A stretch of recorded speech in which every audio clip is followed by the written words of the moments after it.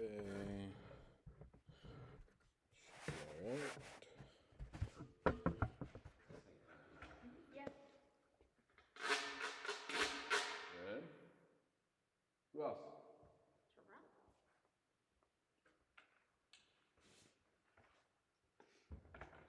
My list back up. I don't really like that. I didn't put a finger in that. Yeah, I don't really like that.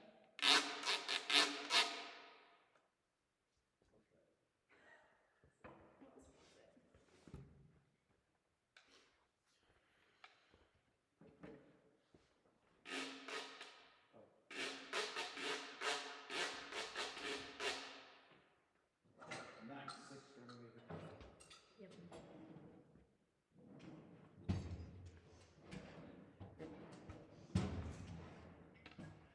You guys know Denzel on number 5? What? Denzel on number 5 of the piece.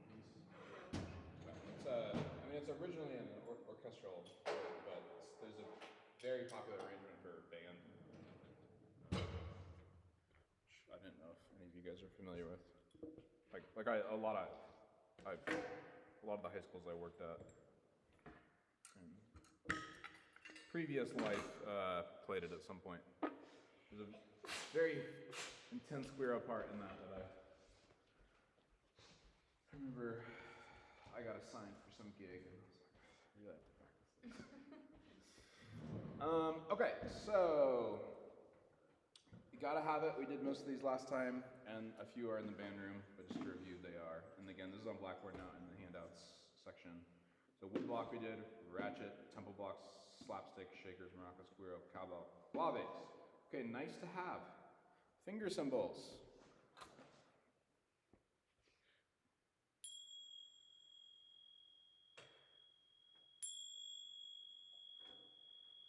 Alexis.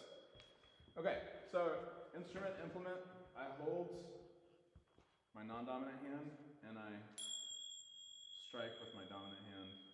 Notice I'm not doing that, right? You hold them horizontally.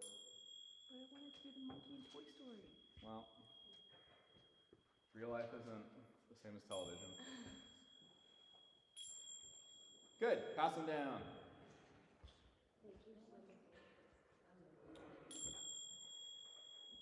Good. Try to do a pianissimo one, Eli.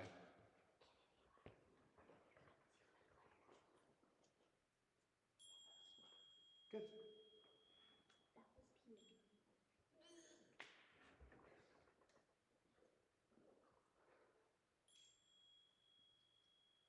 Good. Keep going.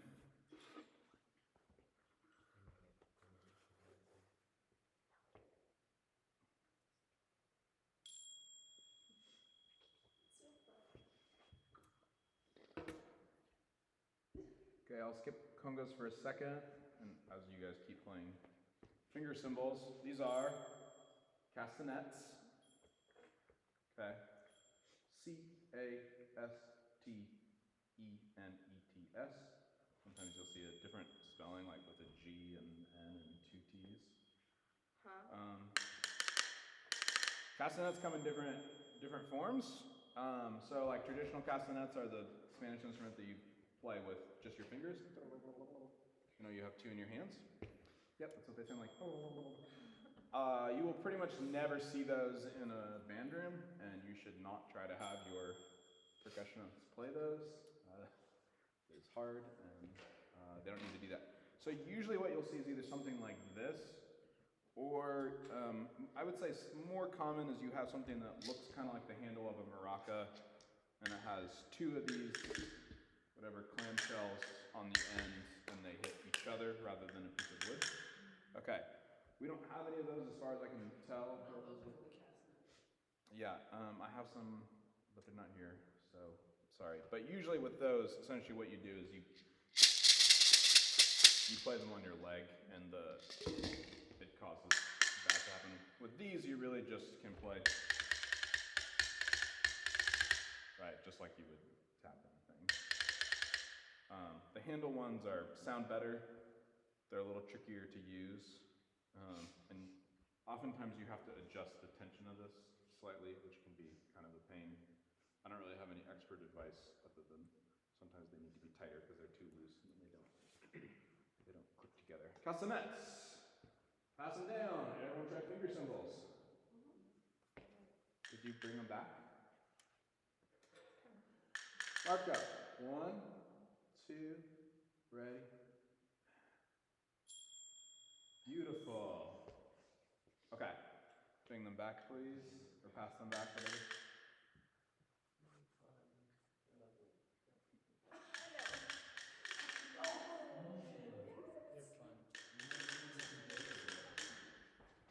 Now I feel bad. You passed out my fly. What was I supposed to do? Pass it back like a little girl. I see what happened. Cruel. I'm unusual. No, I look like the bad girl. It's waiting. Okay, castanets. You can cry about it. You can cry. So we'll skip bongos for a second. Mark tree. Even in the book, he calls this not mark tree. He calls it like wind. I don't think he even says wind chimes. Just chimes. Okay, which is wrong. Why is that wrong? Why is chimes wrong? We literally have an instrument called chimes over here. Okay, let's make sure. I was really hoping for a chime, A2. We'll see. Maybe I can. Is it missing a bell? Yes. Yes. Okay. Yes, Ella. Mark tree? It's like the name Mark, M-A-R-K, and then yeah, 2 words. I didn't know if it was something weird or. No. So, The J now. okay, wind chimes obviously exist as a real thing, but it's like what your grandma has hanging on her porch, you know, or I don't know, maybe your grandma doesn't have that. The creepy sounding things? She does. But they could be metal or they could be wood, and those do exist. And sometimes we get asked to play we actually have wooden bamboo chimes, which is occasionally you get asked to use. Yes, this is the same idea. There's a bunch of things hanging on a string, but somebody actually a percussionist who was in the LA recording scene, movie recording scene, whose last name was Mark, invented this instrument in the mid 20th century. And he didn't know what to name it, so the other people were like, let's call it the Mark tree.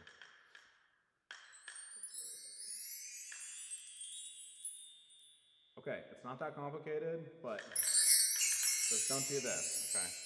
We go in a straight line. I prefer bottom to top.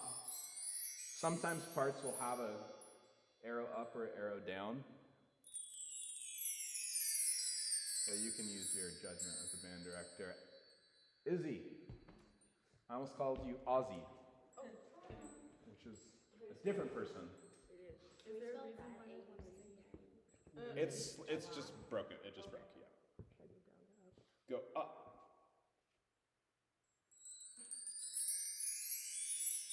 Yeah, I find it's usually better to keep closer to the bottom. I thought you meant no.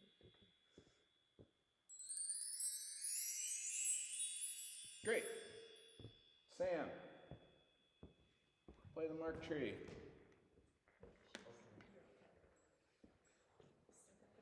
Okay, if a band part says wind chimes, this is probably what they mean. You don't need to go steal some wind chimes from your grandma's porch.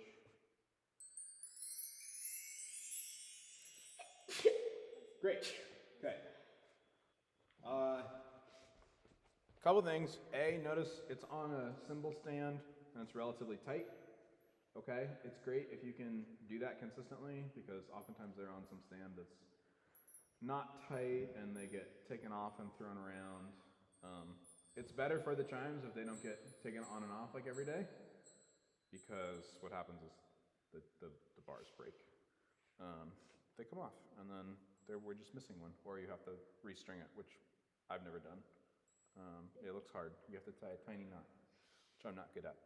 This fancy one has this dampener bar, which is nice for if you need to move it, right? Because there's nothing more annoying than moving the chimes. Or sometimes if you just, I don't know, if there's a lot going on in your part and you don't want to bump this, you might. or if you have to stop it really quickly, which you usually don't, but maybe you do. Okay, I'm worried that you guys can't see. Let's move this just a little bit. Okay, cool. One more time. Okay, mark tree. There's also something called a bell tree, which I have in the next category. We don't own one. It's not the same thing. I don't know if you guys have even seen one. It's not like a super common instrument, but it's actually a vertical stack of they look like little bells, like bells in the sense that they're like little metal cups. They get smaller to bigger, and you go like you. That thing? Yes, like what Jaden pulled up. Not the same instrument as a mark tree, okay? And don't let a conductor tell you which one is which and be wrong, okay? Seen it happen. Embarrassing for the conductor. Okay. Don't be a jerk, also, if you're a conductor. Not the same instrument. They make very different sounds, also. The bell tree is like much more aggressive and loud. So, yes. Okay, sandpaper blocks. I actually didn't get these out.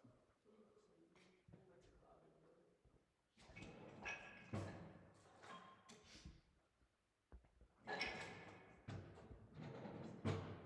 don't know the rest of these right now, although I think it's actually my fault. It's only sandpaper block.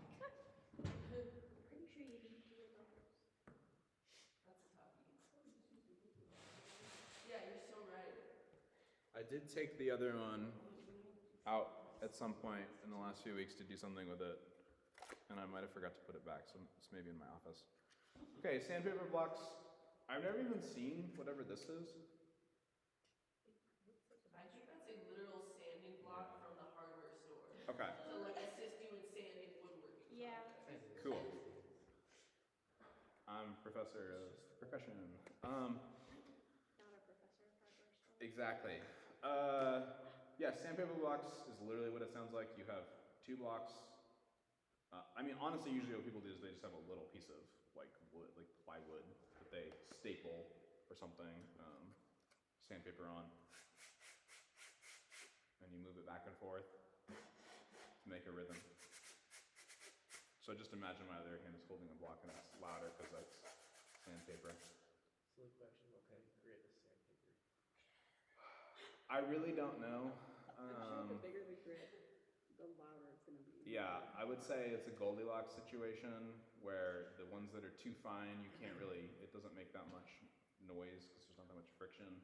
But the really coarse ones are like too. I don't even know what the different sizes are. Like, I can't even tell you what the options are, but I can tell you when I go to the hardware store, I'm just like, not this one. I just know what it is. Yes. I'm guessing it's probably 60. I'm just gonna keep a bunch of sandpaper in my desk. What's the range? It's like the most fine is about 30 is what you're gonna find, and it goes up to 120, which is the smoothest. Yes, this sounds correct to me, like 60 to 80. Making this up. But You actually have up to 440 if we're really getting into it. What are you even doing? That just sounds like it's cool. So sandpaper block, everyone got that? We don't even need to pass it around. You get the idea. That's just a piece of paper.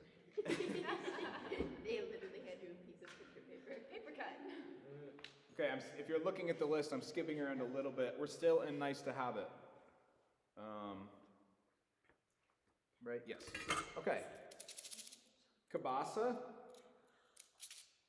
Right? This is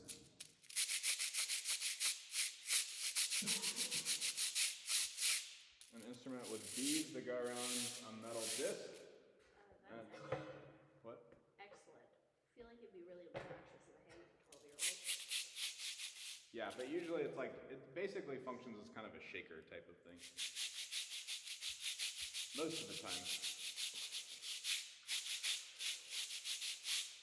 It's like everything we're talking about, right? We hold it in our non-dominant hand, instrument, implement with the other hand going back and forth. You can do it this way too. There are people who like to rotate their wrist to this. I find that to be weird. So I don't do that. But Cabasa. Cabasa.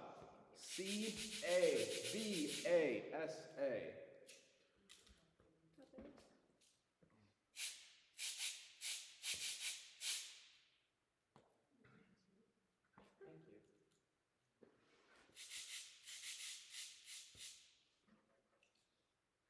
Good job.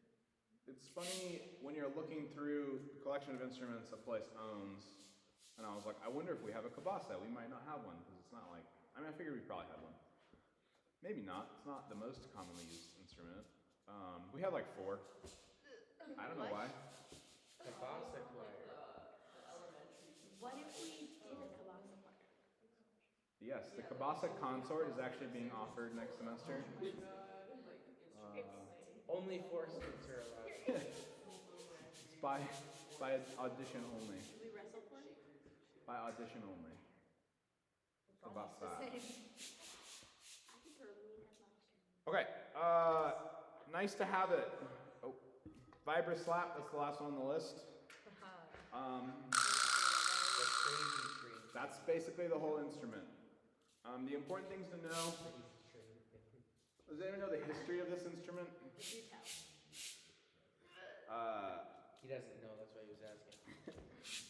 No. What's the? So the quijada. Anyone? My Spanish speakers. What does quijada mean? You know? Yeah. It means burn. Quijada.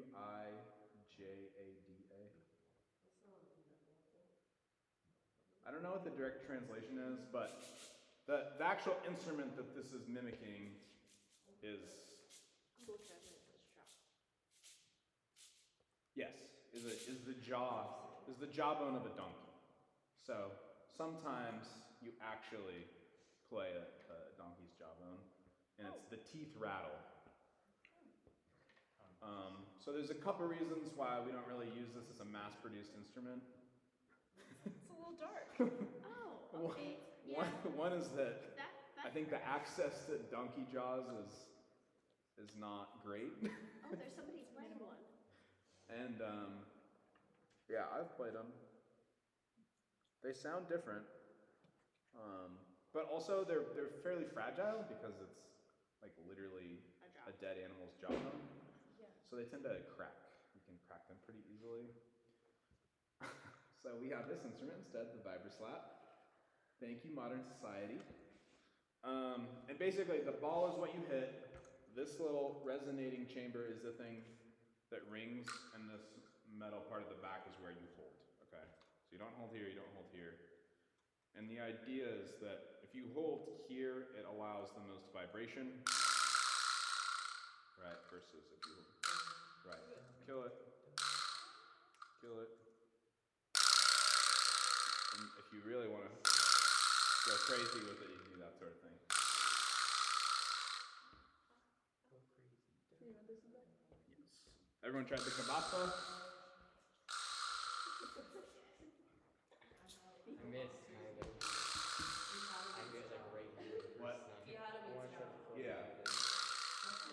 That sucked. That's not in my working vocabulary. You don't need jawbone in elementary ed for It's never Spanish. come up in conversation for me, so I didn't know that one. Su piada es muy excelente. See? I'll have to put that on the back pocket. Picture the jaw on there. It shows you videos of people playing it. I don't love that. That's for all I know. Great. Yeah.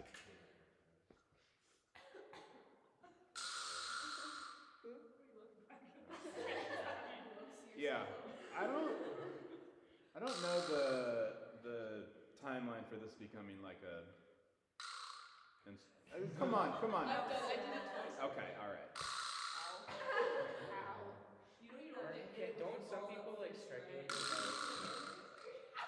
I don't understand that. Like I will say I've never seen a professional percussionist do that unless they absolutely have to for like a timing reason. Yeah, it seems just like a silly way to play it. It seems like an easy way to mess it up to me.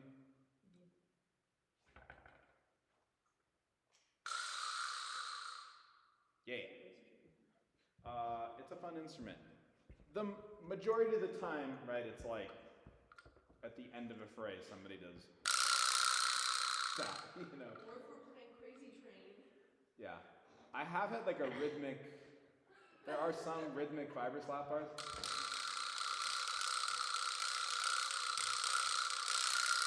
Respectfully, that sounds like there's no rhythm. I know, that's, so, do you guys know the composer John Cage? This name is Yes. familiar with? Okay. I don't have time to do my full John We Cage. love John Cage here. I love John. I don't know if you're being serious or not. I know he's a divisive figure, but I have a whole lecture prepared about how John Cage is deeply misunderstood by a huge portion of people who learn about him, and is an excellent composer if you know what it is that's going on. We're pro Cage over here. But like, if you don't know Cage, so percussion. Okay, very quick history. Percussion ensemble music basically starts in the 1930s and 40s. Like, there's no percussion ensemble music like written down for Western percussionists before that time. Varese is basically credited with writing the first major percussion ensemble work. John Cage is sort of the other person who's doing it. There's other folks at the same time, but those are kind of the two biggest ones from that time period. So all of Cage's like early mature work is percussion ensemble, essentially. Before he gets into prepared piano, before he gets into silence, before he gets into like Zen Buddhism, it's all percussion music, and it's just because he is really interested in noise. He's not interested in pitch, right? It's like a organizational principle of composition. So he's got access to all these weird instruments because he got hired to be a dance accompanist at a school in Seattle, the Cornish School of the Arts, which still exists. I've been there. That's where he invented the prepared piano too, because they were like, we want you to make a percussion orchestra, but just by yourself with the piano. And he was like, I guess I'll start putting stuff in the piano and see what happens. So he has all these weird instruments, and like he's writing for the Quijada, like it's in his scores, right? So he's actually writing these rhythmic parts on. Right, that's actually a rhythm from one of his pieces. But the Quijada doesn't ring nearly so much, right? Because it's just teeth rattling in a jaw. It's not a mass manufactured thing. So it actually sounds a little bit different rhythmically. But he's also credited with like, you know, his scores have like, I mean, some of it, he doesn't know what to call things. So it'll be like Northwest Indian rattle, and that's like a Native American Indian rattle from that region. And like he doesn't have better language than just that, which he probably didn't have access to better information than that. But like the break drum, which we'll talk about, is another thing that like really Cage was the first person to be like, well, let's use a break drum from a car. Let's put it in a piece. And now like every band in America owns a break drum.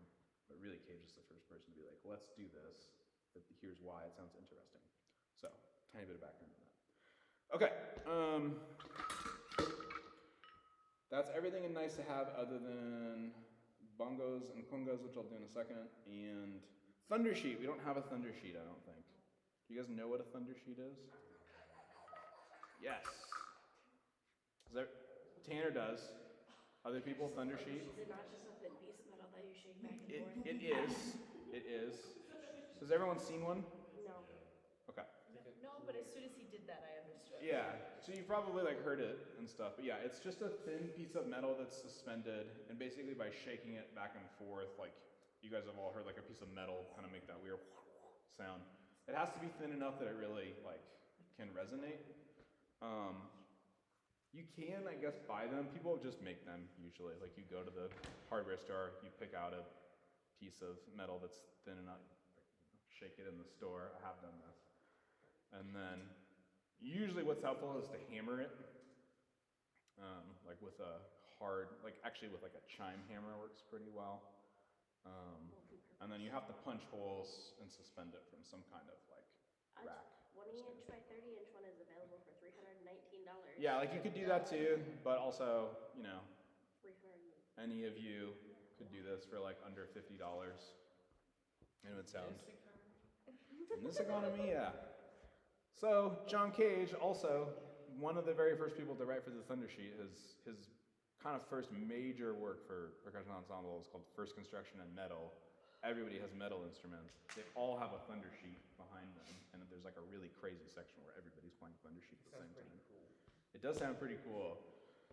It's also the reason why like certain college percussion studios around the country own like 6 Thunder Sheets, even though there's like one time you ever need that. But that's such is life. Okay, Thunder Sheet. Sorry we can't demonstrate everything, but that's also kind of how percussion goes sometimes. Okay, an instrument that I forgot to put on, nice to have, but should be, is the flexitone. And that's the instrument.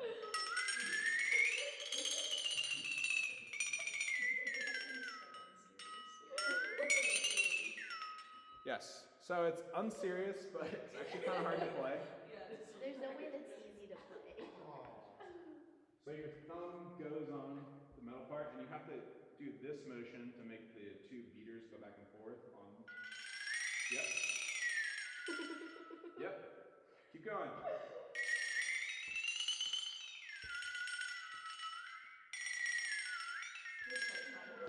Sounds like a theremin. It does kind of sound like a theremin. Okay, pass it on. You're done.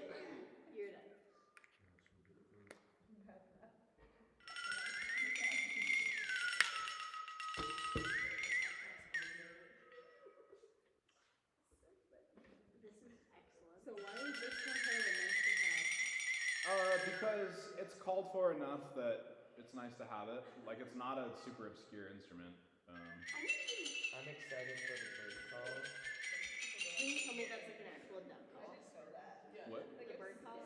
Please tell me that's just a duck Yeah, call. yeah, it is. It's just whatever. Excellent.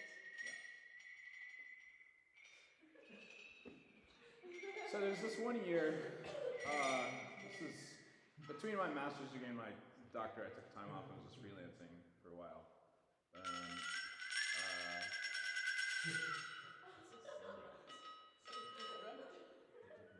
During this time, I went to Germany to study for a few weeks at the Darmstadt courses. Is anyone familiar with this?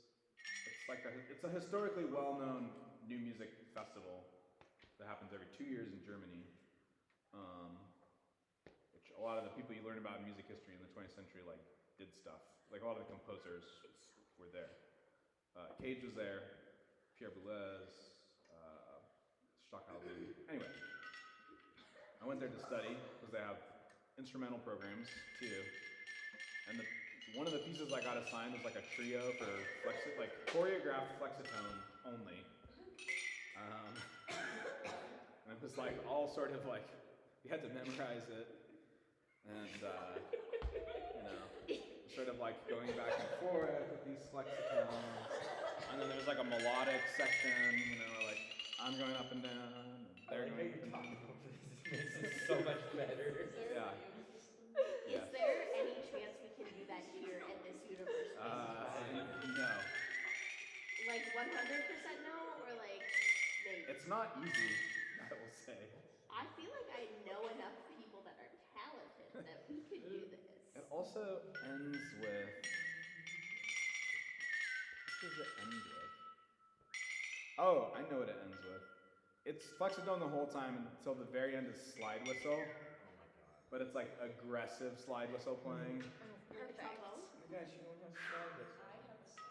I have a slide whistle. We need to add slide whistle to the list too. I forget this. So, I'm looking at your list. Yeah. What makes an ocean drum obscure or luxurious? I've seen a lot of pieces with ocean drum in it.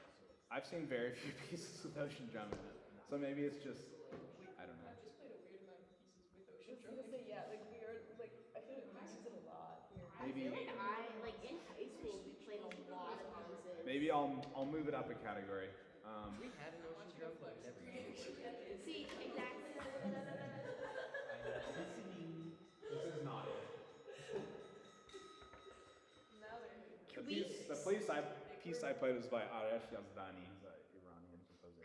could we get the title of that piece? I can't remember what it's called. Because His last name is Yazdani, Yazdani. I don't think there's a video of us playing it, but I think there's a video of him doing it and wherever he's living.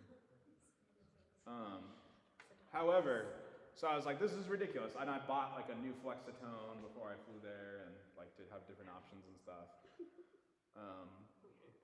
Does everyone know my wife is also a percussionist? Yes. Okay, so anyway, she owned one and like I bought another one, so I was like flying to Germany with multiple Flexitones, whatever. So this is like in July, and then September we're both playing an orchestra gig together, and she's playing principal percussion for this concert, and it's a Khachaturian concerto, which has a extensive pitched flexitone part. Like you are literally doubling the melody with the string section. It's incredibly hard. So that was the summer of the year of the flexitone in our house. The year of the flexitone. I was like, we were practicing way too much flexitone this year. Really good at it. Really, what that part was written for was a musical saw, but everybody just does it on flexitone, which I think is actually insane because it's harder to do that. But we didn't own a musical saw. I like that, man. I think Okay. that should be necessity. So let's talk about bongos and congas real quick. The congas are in the other room.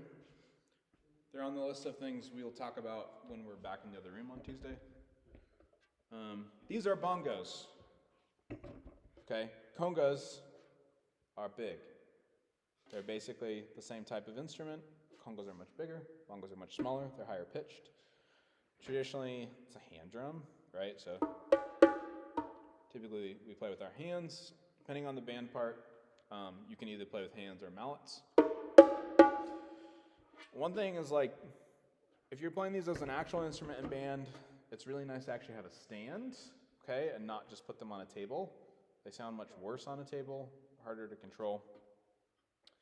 Traditionally, people who play bongos like have them between their knees, and they're playing them as hand drums, but that's like, again, that's part of the musical tradition. They're growing up, learning, and that's how they play it, and that's the instrument they're playing. Whereas we're kind of just using them as a different sort of thing in the music we're playing. There's a high bongo, there's a low bongo.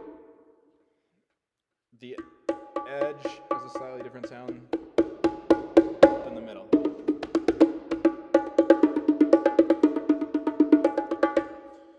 If you're going to play it with some kind of stick or mallet, basically the type of thing that again sounds good with like a hard rubber mallet. Can't you just use a drumstick too? You can use a drumstick, however, actually, does somebody have drumsticks? Mine are in my There's drumsticks Mine in are the in my cabinet. These mallets suck, but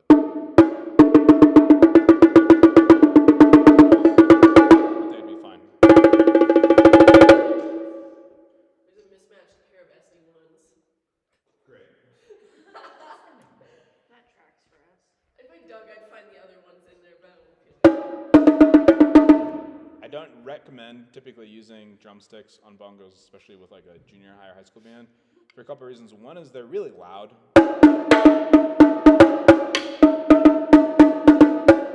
Right, very easy for a 14-year-old to blow away the rest of the band. Also easier to damage the heads. The better technique you have as a percussionist, the easier it is to play loudly without hurting things, right? Like I can play very loudly and I don't hurt the instruments because I use a lot of rebound and I like know what's going to happen. Students who are younger than that, they don't have that much control yet. So when they play loud, they tend to play more into instruments. So that's why you get heads that get ruined. Snare drum heads or bongo heads or whatever, or like a cracked wood block. Like it's very hard to do that. And that's not to say I haven't. I've broken a bongo head before. As a student, haven't done it as a professional, but I did in college a couple times. Yeah, and it's much easier to do with a stick. It's not that hard to break a bongo head with a stick if you're playing loudly.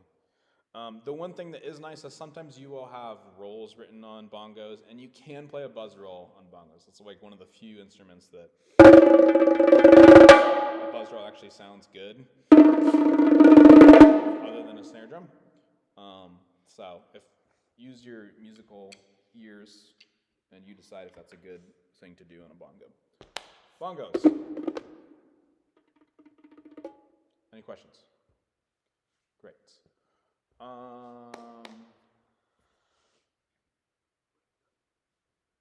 Looking at my list. Okay, so now we're kind of at the point where we don't have most of these things that are on the obscure or luxurious. So if you want to look things up as we're talking, do we own timbales? I don't think we do, but I'm not positive that we don't. Timbales, does everyone know what this instrument looks like? Look up timbales on your device. You're thinking of crotales. we, Yeah, we have crotales. no, I know the difference between crotales and timbales, but I'm asking if we own timbales. What year did you play that? Maybe we do have 2018. That tracks. I found one called Theater from 20. That was. I've recorded been in looking at 2015. every Mercy. I found that one. I think there may be. I'm pretty sure we got Oh, okay. No, I think actually we did buy them for From what? Carter from Radiance. But Really? there's no sheet. I have no idea where I they have. are though. That's the So what I'm hearing is we should play it. You guys should hear it first before you decide you want to play it.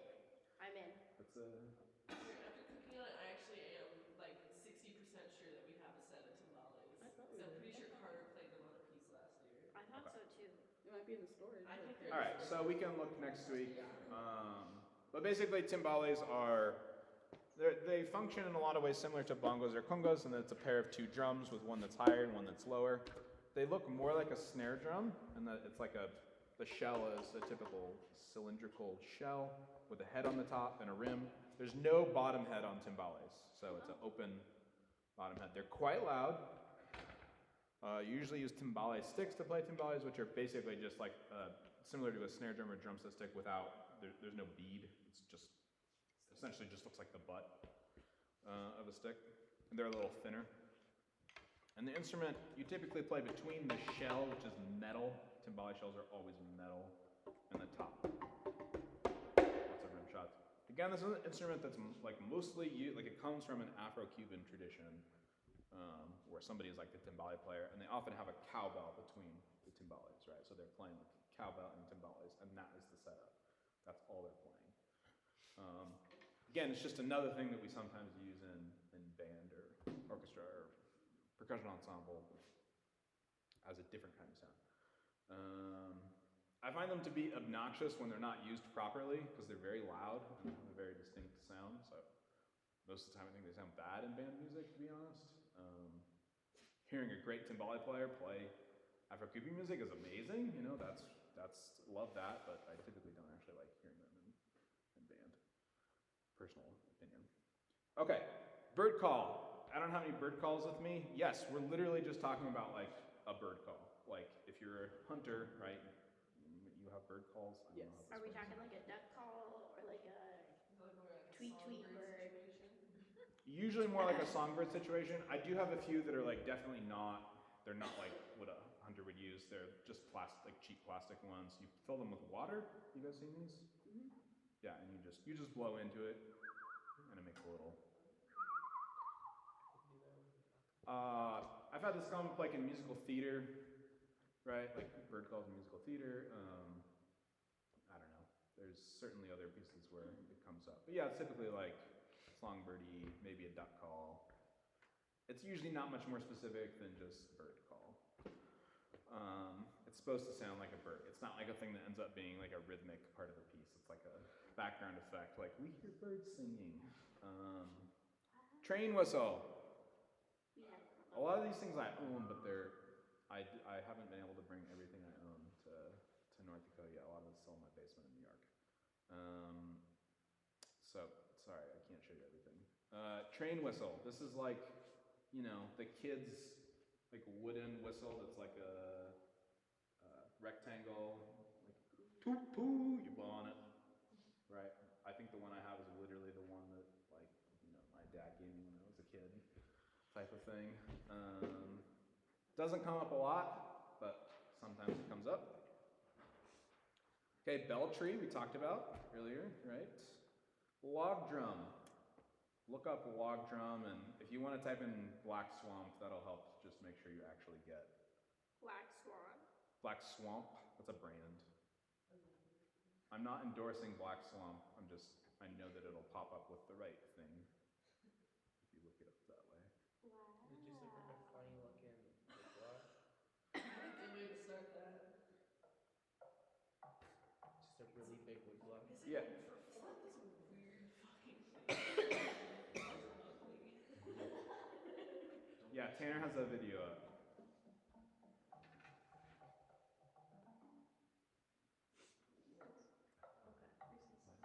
Oh yeah, this is helpful. So he's got 3 or 4, I can't tell. 4 log drums. Usually you just have 1. So it is kind of like a giant wood block, but it's hollow on the inside, so it's actually like a box. And then on the top, you'll see the color of the wood is like different on the top.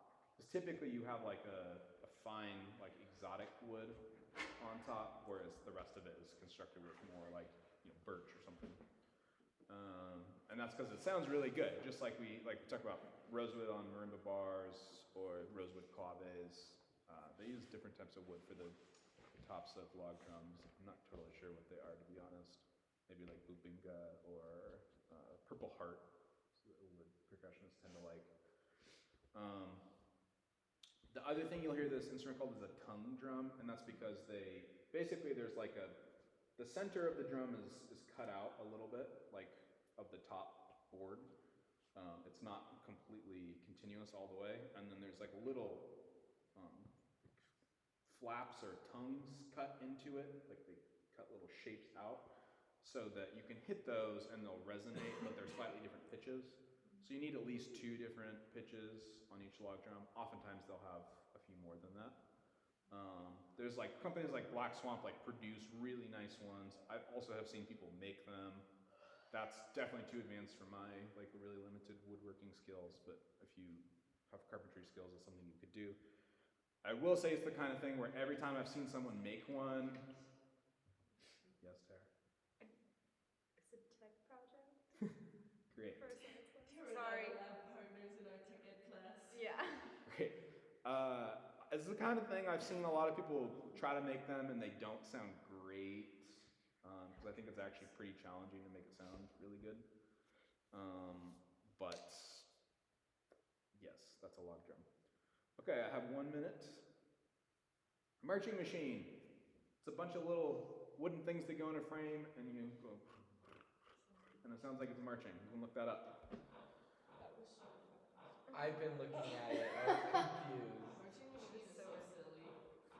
I think I've only used this on 1 or 2 pieces ever.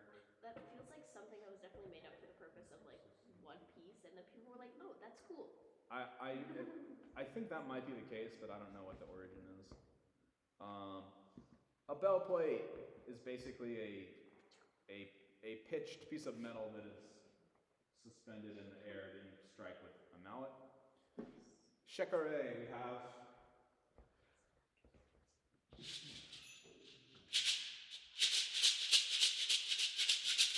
Right, this instrument. A bunch of beads around what is traditionally a gourd. Right, this is not an actual. This is just manufactured, but.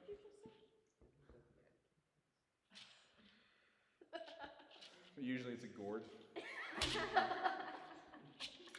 Ocean drum, says Shikari. Ocean drum. We have one.